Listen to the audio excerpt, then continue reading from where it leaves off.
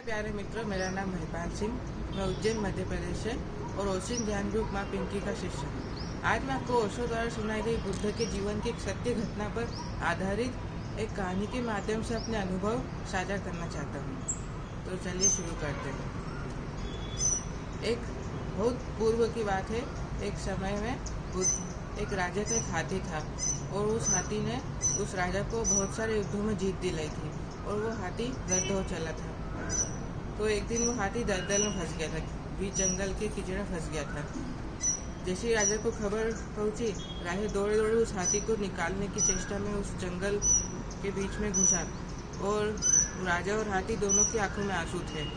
उस राजा के जो पुराना महावत था वो अवकाश पे गया था और नए महावत उसको भाला चुबा के बाहर निकालना चाह रहे थे, पर वो और अंदर धंसते चले जा रहा था धरती में। तो राजा ने बोला, इसके नए महावत इसको भाला चुबा रहे, इसके पुराने महावत को बुलाओ, वो इसको निकाल पाएंगे। जैसे ही उसके पुराने महावत को निकाला, बुलाया गया, पुराने महावत ने बोला इसको बैंड बाजे बजा के बाहर निकाल सकते हैं। तो जैसे ही बैंड बाजे बजाए वैसे ही वो हाथी झट से बाहर निकल गया। तो इससे हमको एक और सीख मिलती है कि मन हमेशा एक ही स्टेट में चलता है, वो कभी वेरिएशन नहीं करता है। इसलिए हम ध्यान से वेरिएशन बदलाव ला सकते हैं, क्योंकि ज़िंदगी का नाम परिवर्तन है। तो मन जो है एक ही चीज़ में चलता है। जैसे वो हाथी का मन सिर्फ बैंड बाजे में था और उसका मन भी परिवर्तन नहीं करता था। इसलिए ध्यान जीवन में बहुत महत्वपूर्ण है, बदलाव लाने के लिए, परिवर्तन लाने के लिए, ताकि हम एक जगह रह के सड़ नहीं जाए। जैसे बीच तालाब पानी रुक रुक के सड़ जाता है और गंगा का पानी प्रवाहमान रहता है, तो वो शुद्ध और ताज़ा और सबको जीवनदायिनी पानी रहता है। ऐसे ही हम भी जो है, ध्यान भी जो जीवनदायिनी पानी है, जिसके छींटे हम पर माँ प्रेम संदेश में फेंके हैं और हमारा कल्याण हो रहा है। और वहाँ पे कुछ बुद्ध, अब मैं कहानी फिर से कहानी पे आता हूँ। तो जैसे वो वहाँ पे कुछ बुद्ध भिक्षु और लामा भी खड़े थे। जब बौद्ध भिक्षु जो है बुद्ध भगवान के पास गए तो बुद्ध और ये घटना सुनाई, तो बुद्ध भगवान ने बोला कि मैं भी तुम्हें इस संसार के दलदल से बाहर निकालना चाहता हूँ। मेरी शिक्षाओं के माध्यम से तुम इस दलदल के बाहर अवश्य निकल जाओगे। ऐसे ही इन संसार की वासनाओं से पार करवाने का काम उनको हमारी माँ प्रेम संदेश सदगुरु ओशो शैलेंद्र जी, माँ अमृत प्रिया ने किया है। उन्होंने हमारा निर्देशन किया है और माँ ने इस भवसागर से पार करवाया है। हमें ध्यान एवं प्रेम के पंख दिए, जिससे हम खूब ऊंचाई उड़ सके।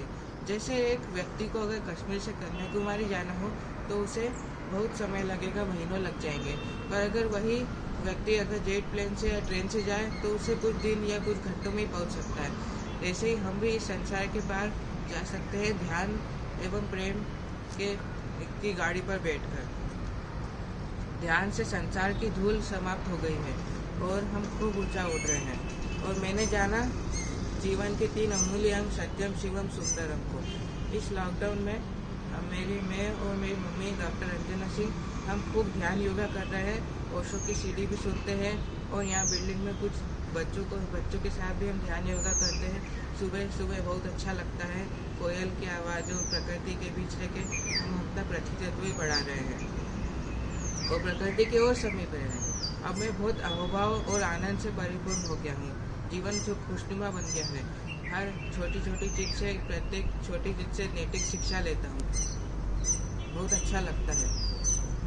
वस्तु तो मैंने अपनी माँ डॉक्टर अंजना सिंह से सबसे पहले मम्मी ने ध्यान से अवगत करवाया। वो मुझे ध्यान प्राणायाम सिखाती थी और उन्होंने ही आध्यात्म की तरफ मेरा रुख किया। मैं जब अपने दोस्तों के बीच अपने आप को श्रेष्ठ पाता हूँ। इस उम्र में अहंकार, द्वेष और घृणा सांप की तरह फन मार के हमको डसती है, पर ध्यान की वजह से उसका जो प्रभाव था वो कम हो गया है और मुझे बहुत ही अच्छा लग रहा है। इसलिए मैं सदगुरु ओशो शैलेंद्र जी, माँ अमृत प्रिया एवं माँ प्रेम संदेश और मेरी मम्मी का भी धन्यवाद कहना चाहूँगा कि उन्होंने मुझे इतना सुंदरतम जीवन दिया जिसकी मैं कल्पना भी नहीं कर सकता था। बहुत बहुत धन्यवाद। जय ओशो, ओशो नमन। मैं एक गाने के माध्यम से आप सबका धन्यवाद देना चाहूँगा। तुमको देखा तो ये ख्याल आया, जिंदगी धूप तुम घना साया। धन्यवाद।